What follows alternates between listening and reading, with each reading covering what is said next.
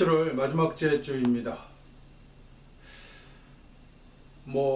제가 받는 여러 가지 이야기들이 있는데 듣게 되는 그 중에 하나가 지나치게 비판적이지 않느냐. 그리고 기독교를 비판하다 보니까 이 가톨릭 신자들이 왜 남이 교단을 비난하냐, 비판하냐, 이런 얘기도 종종 듣는 것 같아요. 그러니까 우리나라 사람들 머릿속에는 천주교와 개신교 이렇게 서로 다른 종교로 이해를 하는 경향이 있는 거예요. 근데 사실 천주교든 개신교든 이 다 기독교란 말이에요. 같은 뿌리. 그래서 크리스찬이라고 하는 그 용어, 서양 애들이 말하는 나 기독교인이야 라고 얘기했을 때는 여기에 그 다음에 물어보는 거예요. 그래서 네가 교단이 구교야 신교야 하고 이렇게 물어보지, 아예 기독교하고 천주가 종교 자체가 다른 것처럼 이해하지는 않는다는 거예요. 서양에서는 이 신교와 구교가 정말 지독스럽게 싸웠습니다. 종교개혁 이후에 서로 그 영주가 어느 교단을 지지하느냐, 로마 가톨릭을 지지하느냐, 그렇지 않으면 개신교를 지지하느냐에 따라서 이 둘이 어마어마한 싸움을 했어요. 그래서 이 개신교 쪽이었던 그 영국 쪽 왕이 파리를 봉쇄해서 이 가톨릭 계열이었던 파리가 막 그 오랜 동안 굶주려 가지고 동물원에 있는 동물도 다 잡아먹고 나중에는 어린아이까지 잡아먹는 그런 비참한 일이 벌어졌던 것도 종교 때문이죠. 그러니까 사실 자기네들은 같은 기독교라고 하면서도 이렇게 어떻게 보면 천천히 윈수지간이 될 수 있음에도 불구하고 서양 애들은 가톨릭이나 개신교나 그냥 기독교라고 이해하고 있는 반면에 우리는 사실 한국에, 조선에 천주교가 들어오고 나중에 개신교가 들어오고 했지만 별 문제가 없었어요. 부딪힌 적도 별로 없고. 근데도 불구하고 한국에서는 천주교 따로 개신교 따로 생각한다는 거예요. 서로 어떻게 보면은 무슨 다른 교단 보듯해요. 그러니까 기독교를 비판하는데 거기 천주교 이야기를 하면 왜 네가 개신교 목사가 천주교를 비판하는 거야? 이런 식으로 얘기를 한다는 거죠. 심각한 오류가 있는 겁니다. 저는 원천적으로는 기독교 자체를 비판하는 거예요. 왜냐하면 기독론이라는 것, 우리가 기독교라고 부르는 이름이 기독론 때문이잖아요. 이 기독론은 바울에 의해서 시작되었습니다. 예수가 그리스도시다. 예수가 메시아다. 예수가 구원자다. 이런 구원과 원죄와 구원과 회개, 부활 이런 것들을 섞어서 만든 것이 기독론이죠. 그래서 저는 이 기독론 자체에 대해서는 별 의미를 두지 않아요. 그건 그냥 당시 그럴 수도 있는 교리 중에 하나인데, 이게 예수를 설명하는, 예수가 누구냐는 것에 대한 사소한 이야기지, 예수가 그거 하나다, 오로지 그거 하나뿐이다 라고 얘기하지는 않기 때문입니다. 이게 역사적으로 가톨릭이, 로마 교회죠, 바울의 교리, 기독론을 가지고 삼위일체를 만들고 했다니, 가톨릭이 유일한 기독교였으니까, 종교개혁 이전까지는. 그러다 보니까 이게 기독론이 마치 엄청나게, 이게 뭐랄까, 이 절대 불변의 진리처럼 느껴지지만 사실 굉장히 허술하고, 당시 기독교가 탄생했을 당시 조로아스트교도 있었고 마니교도 있었고 이런, 또 혹은 동방종교들도 있었고, 이런 종교들에게서 흔히 볼 수 있는 이야기들 중에 핵심적인 요소들 몇 가지를 골라서, 또 특히 바울이 죽은 예수로부터 사도로 임명받았다고 하는 이 다마스커스로 가는 길에 일어났던 이 기적같은 회심의 이야기를 공식하기 위해서, 이 종교 사기죠. 죽은 사람이 어떻게 산 사람을 제자로 부르거나 사도로 삼습니까? 이런 말도 안 되는 이 사건을 정당하기 위한 수단으로 결론적으로 그렇게 기독론이 채택되었고, 그 기독론을 채택한 교단이 유일 교단이 되는 바람에 마치 예수에 대한 고백은 기독론 하나밖에 없는 것처럼 느껴지지만 사실 그렇지 않다는 거죠. 왜냐하면 예수에 대한 고백은 굉장히 다양했었으니까.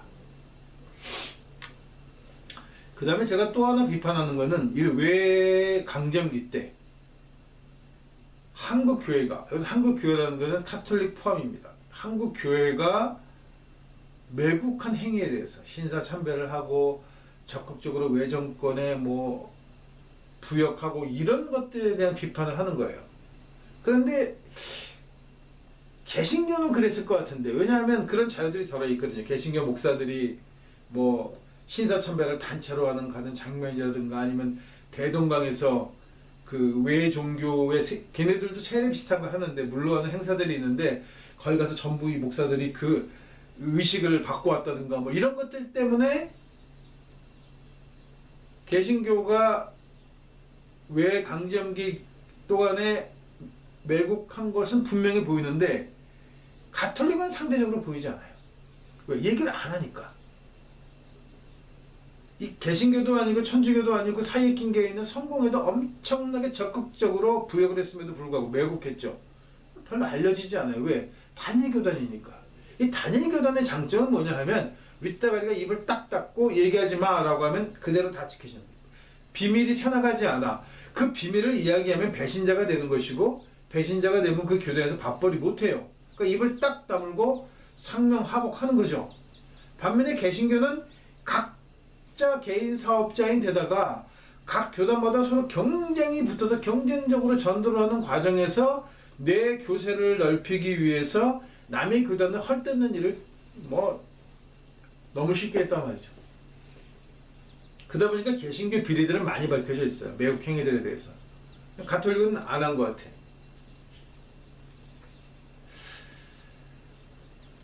얼마 전에 제가 이 명동 성당을 중심으로 서울에 있는 순례자의 순례길을 만들었다고 하면서 명동에서 이렇게 명동 성당을 올라가는 길이 있어요. 그 길까지를 포함해서 순례자 길이 되었다는 얘기를 듣고 정말 깜짝 놀라고 화가 불끈 치밀어 올랐습니다. 안중근의 형이 당시 총독이었던 대라우찌를 암살하기 위해서 계획을 세우게 됩니다. 독립운동 계획을 세우게 되죠. 이거를 고해성사를 하게 돼요. 근데 이 고해성사를 들었던 신부가 이 당시 주교였던 맨델 주교인가 뭐 하는 그 카톨릭 주교가 있어요. 그 주교한테 이야기를 하니까 눈이 엄청나게 오는 밤이었는데 그걸 딱 달려가서 고발해버립니다. 그래서 안중근의 형을 비롯해서 많은 사람이 잡혀가서 엄청나게 고문도 당하고 힘들었어요. 이거를 역사적으로 배고인 사건이라고 부릅니다. 이 사건의 배후에 카톨릭이 있는 거예요.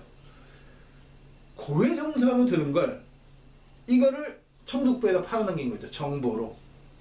이게 있을 수 없는 일입니다. 이 주교가 안중근이 이토 히로부미를 암살하고 감옥에서 고해성사를 하고 싶었을 때 카톨릭 신자였으니까 우리가 도마 안중근 할 때 도마를 호로 생각하는데 도마는 호가 아니고 세대명이에요. 토마스. 우리가 잘 아는 도마복음 하는 그 도마입니다. 도마.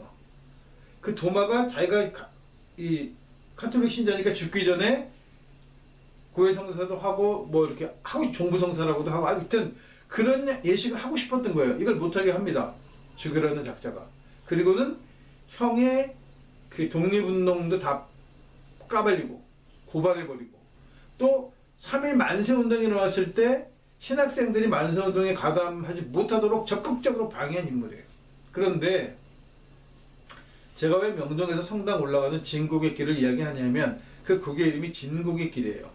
거기에 원래는 외인들 상점이 굉장히 많았어요. 그래서 거기가 길도 좁고 굉장히 복잡복잡한 시장통이었단 말이에요. 이거를 성당 올라가는 길을 깔끔하게 정리해달라. 옛날 말로 하면 신장로죠. 신장로를 내달라는 조건을 걸은 거예요. 밀고를 하면서. 결국은 지금 그 명동성당 올라가는 길이 그렇게 좋은 이유는 넓고 깨끗한 이유는 그 사건 때문인데 그 길을 포함해서 그 주변을 순례자의 길로 만든다? 이거는 있을 수 없는 거죠.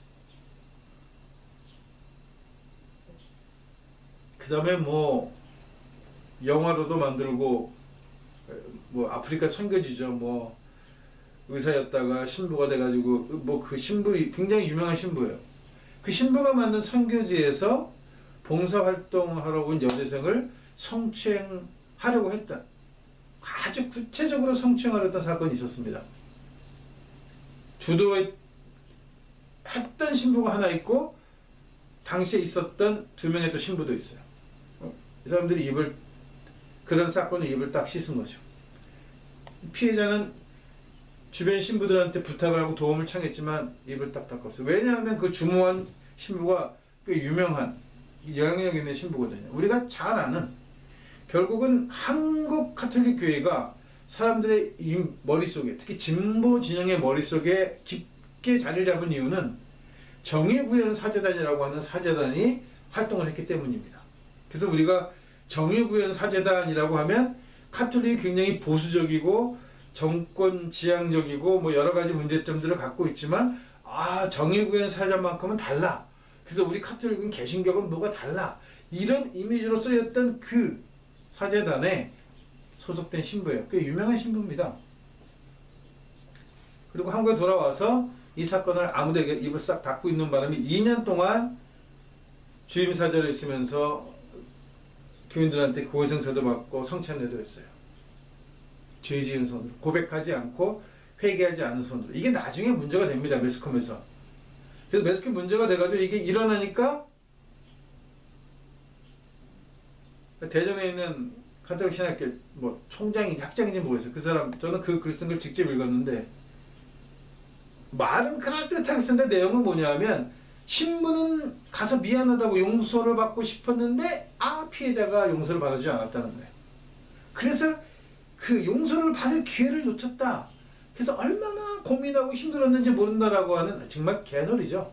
2차 가해라고 부릅니다. 검색을 하게 되면 2차 가해가 벌어지게 돼요. 그래서 이게 굉장히 시끌시끌하니까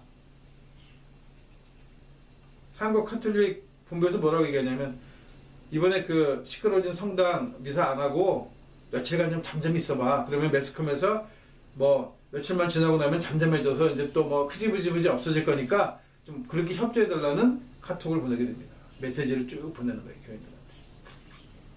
이런데도 카톨릭 교인들은 우리 카톨릭은 뭐 해방 전까지만 해도 뭐 어쩔 수 없이 뭐 부역도 하고 했는지 모르겠지만 우리는 그 뒤로는 뭐 독재 정권에 한 것도 하고 뭐 이러면서 우리는 굉장히 깨끗한 교도 아니냐, 이렇게 생각하고 있다는 거예요. 대동소이합니다. 어떻게 보면 한신대학교죠. 지금은 좀 많이 색깔이 변했던데 어쨌든 기장교단이 카톨릭보다도 더 많은 민주화 운동하는 운동권 목사들이 있었고 더 고난도 많이 받았어요. 근데 밝혀지질 않아. 잘 왜? 단일 교단이 아니기 때문인 거예요. 그리고 다뤄주질 않아요.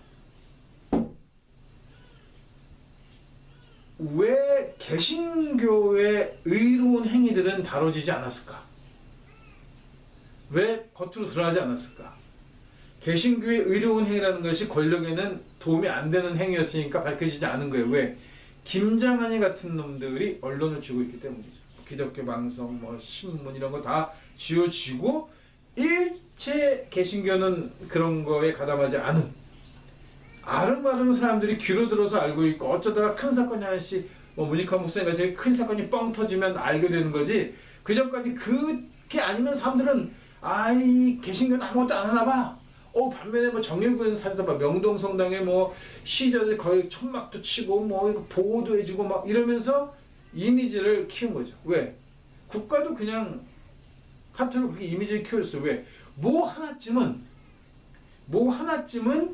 마치 국가에 반대하는 것 같으면서 정하지만 실질적으로 아무 일도 하지 않는 교단이 필요한데, 그게 한국에서는 카톨릭이 딱 입맛에 맞아 떨어졌던 거예요. 이런 이야기를 하면 사람들이 분노감을 느낀답니다. 카톨릭 신자들이 뭐 배신감을 느낀다나, 자기 교단한테 배신감을 느끼고 분노를 느끼는 게 아니라 저한테 분노와 배신감을 느끼는 거예요. 없는 이야기는 하지 않습니다. 있는 이야기고 과도하게 해석해서 이야기하지 않아요. 남들이 해석한 범위 안에서 말씀드리는 거예요. 한국에서 기독교는 가톨릭이든 개신교를 막론하고 전부 매국 종교예요. 군사 독재 정권에 부역했던 부역자들이고 반란 종교예요. 이번에 계엄령이 터졌을 때도 적극적으로 찬성을 하는 범죄 집단이라는 것이에요.